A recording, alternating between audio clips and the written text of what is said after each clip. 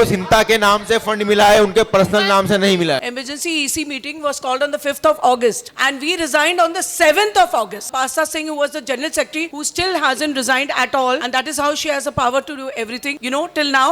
So it is totally legal, nothing illegal. We are not part of anything illegal. जो committee खुद भंग हो गई हो, उसको किसी तरीके का फैसला लेने का अधिकार नहीं है। 21 कॉन्स्टिट्यूशनल चेंजेस हुए थे, जिसमें मैक्सिमम पावर्स जो जनरल सेक्रेटरी की थी वो प्रेसिडेंट ने ले ली। 21 कॉन्स्टिट्यूशनल चेंजेस आज तक कभी सिंटा में नहीं हुए। जब वो बात करना चाह रही थी और उनसे माइक छीन लिया गया था और बदतमीजी की गई थी, जिसकी वजह से उनको नाराजगी थी। आपके घर में जब बच्चे होते हैं तो अब गलती करते हैं ना, हम उनको सजा देते हैं, घर से तो बाहर नहीं निकाल देते। फंड्स चाहिए तो लोग पैसे देंगे, वो सिंटा के नाम पर पैसा आया और सब लोगों ने उसमें कॉन्ट्रीब्यूशंस दिए हैं अलग अलग तरह से। और उसमें सिंटा में क्या हुआ है, आप कुछ टाइम के बाद अगर ये कमेटी जब जैसे इलेक्शन खत्म होंगे तो आपको बहुत सारी चीजें और सुनने को मिलेंगी और जल्दी आपको बहुत खुलासे मिलेंगे जो बहुत पूनम जी पद्मिनी जी कह रही है, तिवारी जी एक मिनट, पूनम जी पद्मिनी जी कह रही है कि हम फंड लाए, वो फंड नहीं लाए हैं, सिंता के नाम से उनको फंड मिला है। नहीं, उनको सिंता के नाम से फंड मिला है, उनके पर्सनल नाम से नहीं मिला है। तिवारी जी बोलिए। पूनम बोल रही है। एक मिनट, आप क्या पूछ रही हैं? पूनम बोली एवरीथिंग इज ओके, बट यहाँ बोल के आप लोग बोले कि सिंटा इज डिसॉल्व, तो what is the real standing and why? तो रियल स्टैंडिंग यही है कि 12 सितंबर को री इलेक्शन होने जा रहा है फेडरेशन की देखरेख में, जो लीगल है। Who has taken the decision for this re-election? Mother body federation. Okay. Because federation के साथ ये लोग कनेक्टेड थे, इसलिए हाँ मैं बंद करूं बोला।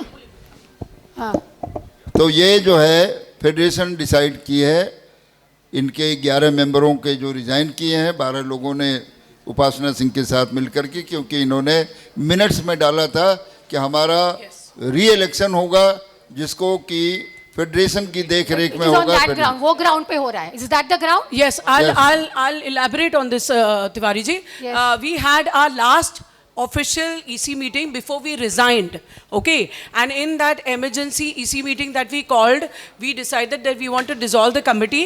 We said that we will do it in the along with the federation, and we will inform the trade union also, and only after that will we resign. This last emergency EC meeting was called on the 5th of August, and we resigned on the 7th of August, after which we informed federation, trade union, and we informed Sinta, everywhere, that we have finally resigned. And Pasta Singh, who was the General Secretary, who still hasn't resigned at all, and that is how she has the power to do everything, till now. So it is totally legal, nothing illegal. We are not part of anything illegal. उपासना जी, उन्होंने कहा कि आपने अगस्त 3 की emergency meeting attend नहीं की थी और without process आपने री इलेक्शन के लिए अपील की थी। तो आपने जो उन्होंने कहा कि आपने अगस्त 3 की इमरजेंसी मीटिंग अटेंड नहीं की थी, उसका रीज़न क्या है? कौन सा मतलब? August 10th was an illegal EGM. अगस्त 3 की मीटिंग, Sorry? हाँ, तो 11 अगस्त, लास्ट इमरजेंसी मीटिंग आपने last emergency EC meeting was on the 5th of August, and the illegal EGM was on later on, after we had already resigned. So we will not attend any illegal meeting, na? Okay. Tiwari ji, ma'am, Tiwari ji, मेरा एक सवाल है। कुनिका जी, पूनम जी ने कहा था कि उन्होंने आपको डिसएफिलिएट कर दिया आपकी फेडरेशन से, तो फेडरेशन को कोई हक नहीं बनता है कि वो सिंटा का इलेक्शन कंडक्ट करे। दरअसल ऐसा है कि जो कमेटी खुद भंग हो गई हो, उसको किसी तरीके का फैसला लेने का अधिकार नहीं है। तो पूनम जी या पद्मिनी जी को कोई भी डिसीजन लेने का अधिकार नहीं था। कमेटी भंग हो गई है, री इलेक्शन होगा, जब कमेटी आएगी वो हमारे साथ रहना चाहे तो रहे, नहीं रहना चाहे तो ना रहे, मगर ये डिसाइड नहीं कर सकती। सर, लेबर कोड को इंटरफेयर करने जा रहा है इलेक्शन प्रोसेस में कि आप इंडिपेंडेंट करेंगे इलेक्शन? वहाँ से लेटर यस दिया हुआ है, फेडरेशन के कॉन्स्टिट्यूशन में है कि हम इलेक्शन करा सकते हैं और कराते रहे हैं। बहुत सारे एसोसिएशन हमारी है जहाँ हमने इस तरह के डिस्प्यूट को ख़त्म करके इलेक्शन करा करके 2 पार्ट होने से रोका है। यूनियन को 2 पार्ट होने से रोका है, फेडरेशन ही केवल कर सकती है। पूनम जी शायद लेबर कोर्ट में जा रही हैं, शायद इलेक्शन स्टॉप करने जाए के लिए। जहाँ मर्जी जहाँ जाए, हमारे पास राइट है कि हम इलेक्शन री इलेक्शन कराएं। हाँ भाई, दीपक यस, नोटिस जारी हो चुका है, सबको भेजा जा चुका है, स्क्रूटनी कमेटी के नाम जा चुके हैं, सबको मैसेज भेजा जा चुका है। दीपक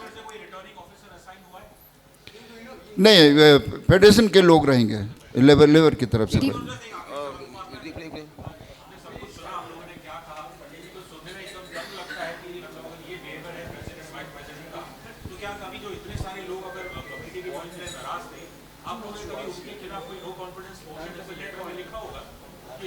हमने कल्पना भी नहीं की थी, ऐसी कल्पना भी नहीं की। हमने बहुत बार हमारी जनरल सेक्रेटरी जी ने ईजीएम बुलाने के लिए बात कही, लेकिन हमारी प्रेसिडेंट वाइस प्रेसिडेंट ने उसको खारिज कर दिया। बहुत बार हमने कोशिश की। देखिए मैं बताऊं, हमारे जो है 2025 में जो एजीएम हुआ था उसमें 21 कॉन्स्टिट्यूशनल चेंजेस हुए थे, जिसमें मैक्सिमम पावर जो इसकी जनरल सेक्रेटरी की थी वो प्रेसिडेंट ने ले ली, और अब जो भी जनरल सेक्रेटरी को करना है वो प्रेसिडेंट से पूछ के करना है, ये सिंटा में है। 21 कॉन्स्टिट्यूशनल चेंजेस आज तक कभी सिंटा में नहीं हुए, 22, हाँ शायद 22। तो आप अगर पिछला कॉन्स्टिट्यूशन देखें और अभी का देखें तो आपको लगेगा कि जनरल सेक्रेटरी सिर्फ अब कुछ भी वहाँ पे पावर ही नहीं रख रहे।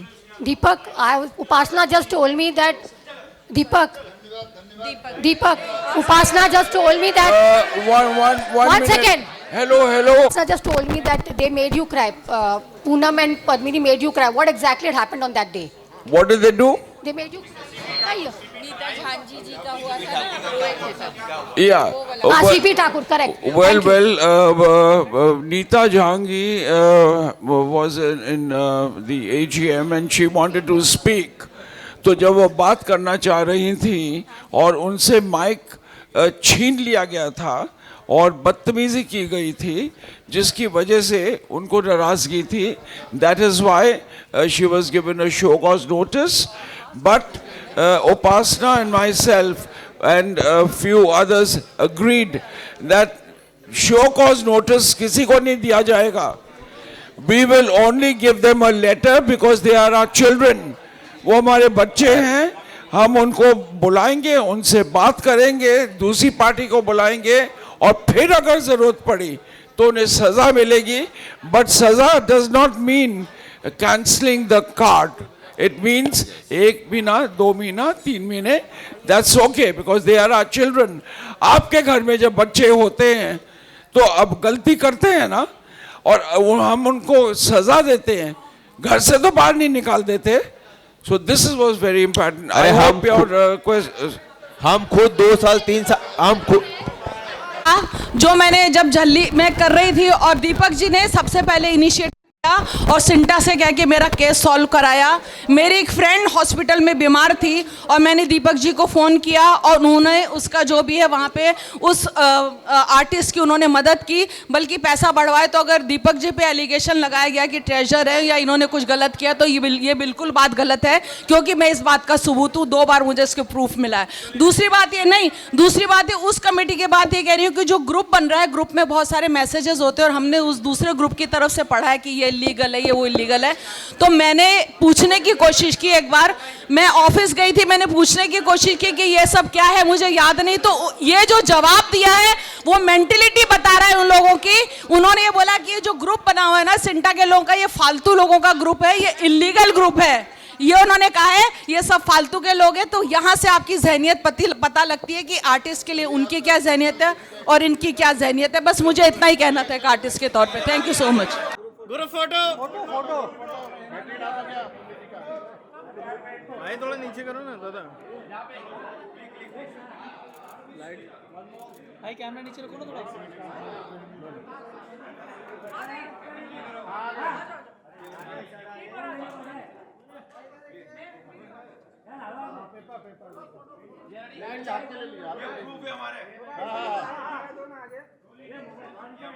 भाई थोड़ा सा कैमरा नीचे रखो ना आप भाई.